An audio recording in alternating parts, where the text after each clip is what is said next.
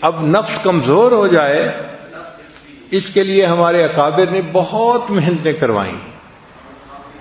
چنانچہ آپ شروع دور میں دیکھیں اکابرین میں تو وہ اپنے خواہشات کو توڑنا اس پر بہت محنت کرواتے تھے، بہت محنت کرواتے تھے. دل میں چاہت پیدا ہوئی نہیں پوری کرنی تاکہ نفس کمزور ہو جائے. مقصد کیا تھا؟ نفس کمزور ہو جائے. یہاں تک کہ اگر پانی کا گھڑا دھوپ میں پڑا ہے تو جی چاہا کہ اس کو اٹھا کے میں سائے پہ رکھ دوں، ٹھنڈا ہو جائے گا پانی ذرا، تو نہیں، نفس چونکہ چاہ رہا ہے میں نے ایسا نہیں کرنا، تو نہیں کرتے تھے. پھر کھانا نہیں کھاتے تھے. بعض کے بارے میں تو یہاں تک مشہور ہے کہ انہوں نے روٹی لکڑی کی بنوائی اور گلے میں لٹکا لی.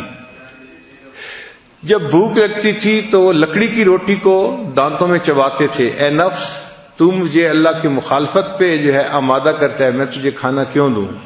تو کھانا ہی نہیں کھاتے تھے، اتنا مجاہدہ کرتے تھے. پانی نہیں پیتے تھے، کھانا نہیں کھاتے تھے.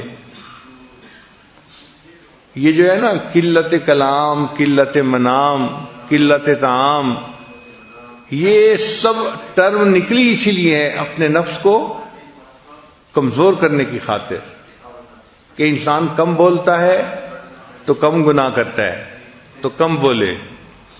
آج کل ہم زیادہ بولنے کے مریض ہیں، اس لیے ہمیں بار بار اعلان کرنا پڑتا ہے بھئی مسجد ہے، اعتکاف ہے، آپ آہستہ بولیں، آہستہ بولیں. اس کی وجہ کیا ہوتی ہے کہ ہم نے چپ کے مزے نہیں لیے ہوتے، ہمیں خبر ہی نہیں کہ چپ کے مزے کیا ہوتے ہیں. یہ چپ کے مزے ایسی نعمت ہیں کہ جس بندے کو نصیب ہو جائے اس کا بولنے کو دل نہیں چاہتا، وہ خاموش بیٹھا اپنے رب کی یاد میں لگا ہوا ہوتا ہے. حضرت خواجہ باقی بلّہ رحمۃ اللہ علیہ بہت خاموش رہتے تھے. ایک بندے نے کہا کہ حضرت آپ کچھ نصیحت کریں، آپ کی نصیحت سے لوگوں کو فائدہ ہوگا. تو حضرت نے جواب میں کہا جس نے ہماری خاموشی سے کچھ نہیں پایا وہ ہماری باتوں سے بھی کچھ نہیں پائے گا. جس نے ہماری خاموشی سے کچھ نہیں پایا وہ ہماری باتوں سے بھی کچھ نہیں پائے گا. تو خاموش رہنا آسان کام نہیں ہے. بندے کی ایک طبیعت بنی ہوتی ہے بولنے کی، اور ذرا موقع ملتا ہے تو بولنا ہی شروع کر دیتا ہے، رکنا بھی چاہے تو رک نہیں سکتا. اور جس کو خاموشی کے مزے اللہ تعالیٰ فرما دیں اس کا دل گھبرا رہا ہوتا ہے کہ کیوں اتنی ٹر ہو رہی ہے.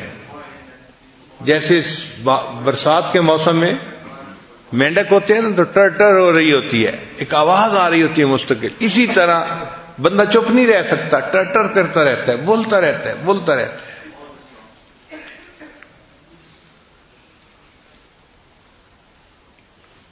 ہمارے مشائخ مراقبہ سکھانے کے لیے خاموش رہنا سکھاتے تھے.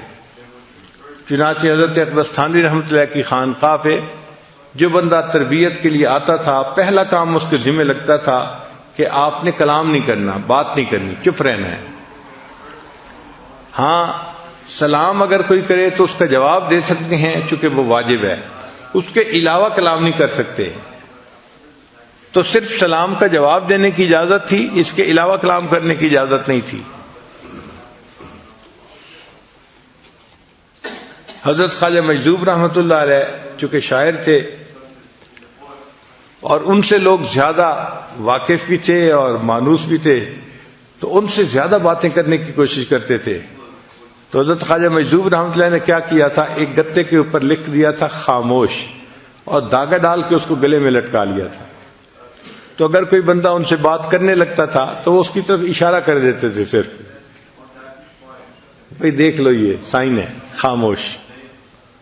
اس طرح خاموش رہتے تھے. حضرت مفتی محمد شفیع رحمۃ اللہ علیہ اور حضرت مولانا یوسف النوری رحمۃ اللہ علیہ کے بارے میں آتا ہے کہ جب دونوں شہزادوں نے علم حاصل کر لیا تو تھانہ بھون حاضر ہوئے کہ حضرت کی خدمت میں کچھ وقت رہتے ہیں.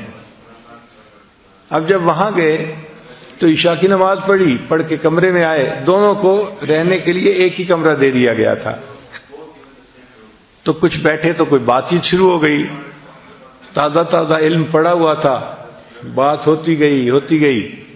تھوڑی دیر کے بعد جو خانقاہ کا خادم تھا بوڑھا، وہ آیا اس نے آ کے دروازہ کھٹکھٹایا کہ جی خانقاہ میں عشاء کے بعد باتیں کرنے کی اجازت نہیں ہے، آپ چپ ہو جائیں۔ وہ چپ ہو گئے، مگر اس کو روٹین میں لیا، اور تھوڑی دیر کے بعد پھر کوئی مسئلہ شروع ہو گیا، پھر باتیں شروع ہو گئیں۔ جب پھر باتیں شروع ہونے لگیں تو تھوڑی دیر کے بعد وہ خانقاہ کا خادم آیا اور اس نے آ کے کہا کہ جی مجھے حضرت کی طرف سے یہ حکم ہے کہ جو ایک دفعہ منع کرنے پہ نہ رکے اور پھر باتیں کرتے رہے، اس کی سامان کی گٹھڑی اس کے سر کے اوپر رکھو اور اس کو خانقاہ سے دھکا دو، جاؤ۔ جب آپ نے بات سمجھنی نہیں تو رہنے کا کیا فائدہ؟ کیوں وقت اپنا بھی ضائع کر رہے ہو، ہمارا بھی ضائع کر رہے ہو؟ تو اس نے کہا جناب میں دوسری دفعہ آ کے بتا رہا ہوں، اب اگر میں نے آپ لوگوں کی آواز سن لی تو میں نے آپ کا سامان آپ کے سر پہ رکھنا ہے اور آپ کو خانقاہ سے نکال دینا ہے۔ پھر دونوں کو احساس ہوا کہ خاموشی کی اہمیت کتنی تھی، کتنا سیریس معاملہ تھا۔ پھر اس کے بعد وہ نہیں بولے۔ ایک عالم آئے حضرت تھانوی رحمۃ اللہ کو ملنے کے لیے، بڑے عالم تھے، مگر حضرت نے انہیں کہا کہ آپ نے بات نہیں کرنی، چنانچہ وہ بالکل نہیں بولتے تھے۔ تو تھانہ بھون کے جو مقامی لوگ تھے وہ ان کو گونگا سمجھتے تھے، کیونکہ کبھی بولتے سنا جو نہیں، اس کو کوئی بات بھی کرنی ہوتی تھی تو اشاروں سے کرتے تھے، تو لوگ ان کو گونگا سمجھتے تھے۔ جب وہ کچھ عرصہ رہے اور ان کے اوپر رنگ چڑھ گیا تو اب حضرت نے ایک دن انہیں کہا کہ آپ درس قرآن دیں۔ تو انہوں نے درس قرآن دینا شروع کیا تو مقامی لوگ حیران تھے اور آپس میں باتیں کر رہے تھے کہ دیکھو حضرت گنگوہی کی کرامت کے گونگے بندے نے بھی بولنا شروع کر دیا۔ تو مشائخ اتنا چپ کا مجاہدہ کرواتے تھے کہ بات ہی نہیں کرنی، اور واقعی چپ کے اپنے مزے ہیں، ہم اس سے واقف نہیں ابھی۔ اگر واقف ہو جائیں تو بات کرنا ہمیں مشکل نظر آئے، دل نہ چاہے بات کرنے کو۔ تو خانقاہوں میں جو رکھ کے محنت کروائی جاتی تھی، کم کھانا، کم بولنا، کم سونا، اس کم کا اصل مقصد یہ ہوتا تھا کہ نفس کمزور ہو جائے اور انسان کے لیے شریعت کے اوپر چلنا آسان ہو جائے، یہ شریعت پر چلنے کے راستے میں رکاوٹ نہ بنے۔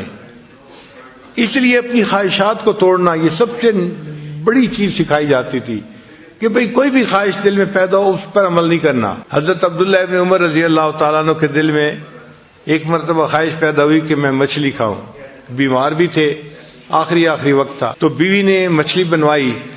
جب مچھلی بن کے تیار ہوئی اور دسترخوان پہ لائی گئی تو اس وقت دروازے پہ ایک سائل آ گیا، اس نے کہا جی کہ مجھے اللہ کے لیے کچھ دے دو۔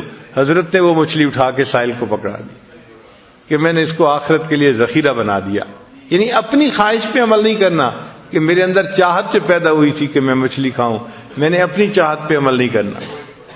اور آج کل تو اپنی ہی چاہت کا یعنی ماحول بنا ہوا ہے، ہر بندہ کیا مرد اور کیا عورت کرنا وہ ہے جو میرا دل چاہے، میرا جی چاہے، چھوٹے سے لے کے بڑے تک ایک ہی چیز ہے، اپنی خواہش پہ عمل کرنا۔